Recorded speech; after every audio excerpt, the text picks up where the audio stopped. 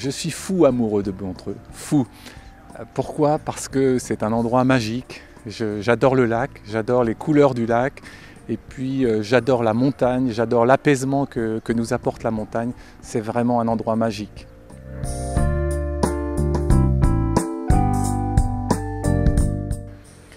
Le premier atout de Montreux, je viens d'expliquer, c'est sa situation géographique et son climat.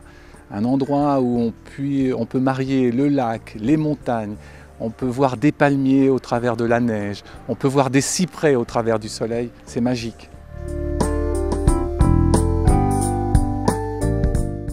Il manque à Montreux une place du village. Il manque une âme dans cette ville.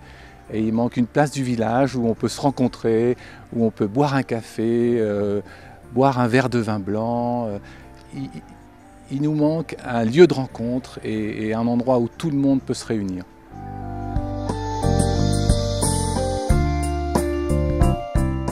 Alors je pense que Montreux est un tournant de sa vie, à mon avis. Et je verrai trois axes pour l'avenir de Montreux.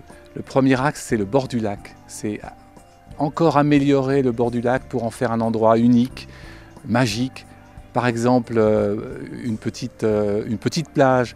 Par exemple, revoir les éclairages des fameux arbres qui bordent tout le long du lac. Ça, c'est le premier axe. Le deuxième axe, c'est les montagnes. C'est travailler le côté écologique, le côté nature, mettre en valeur toutes ces magnifiques promenades qui sont sur les hauts de Montreux. Et puis le troisième axe, c'est le centre-ville. C'est en faire un endroit beaucoup plus convivial que ce n'est actuellement. Et puis trouver un espace pour faire cette fameuse place du village.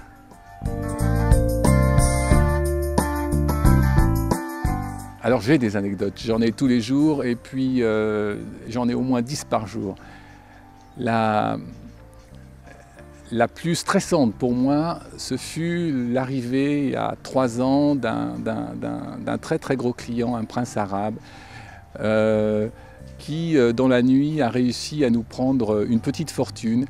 Et j'étais rentré chez moi et toutes les 10 secondes, j'avais le directeur des jeux qui m'appelait parce qu'à chaque fois qu'il mettait un jeton sur une case, il gagnait. Et toutes les 10 secondes, j'avais ce directeur des jeux qui m'appelait jusqu'à 3h ou 4h du matin. Et c'était terrible. Et le lendemain, en revenant au casino, je rencontre un monsieur de Genève qui me dit « On a fait une fête extraordinaire et on te remercie parce que c'est toi qui as payé ».